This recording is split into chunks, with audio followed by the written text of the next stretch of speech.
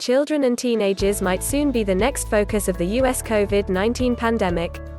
By the last week of April, cases among children and teens accounted for more than 22% of new cases in the US, and there was a 4% increase in the total number of cases in kids.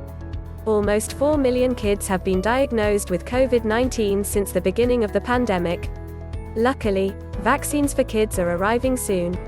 On May 4, Pfizer said the vaccine it co-developed with BioNTech will likely get an FDA authorization for use in kids aged 12 to 15. The companies hope to get the vaccines authorized for kids aged 2 to 11 by September. Moderna is just behind, having started its phase 2/3 clinical trial in children less than 12 years old in March.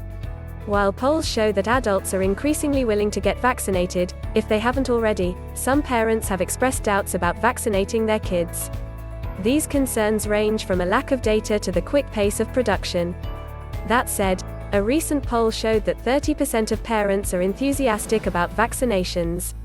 As vaccines become available for those under 18, pediatricians and researchers argue that it is essential to immunize kids against COVID-19, both for their own protection as well as the protection of everyone else.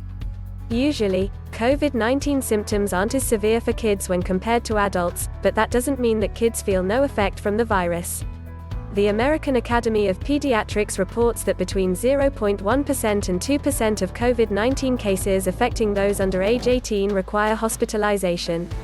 Additionally, more than 250 children in the US have died from the disease in the past year. Children who have been infected with COVID-19 can see other complications.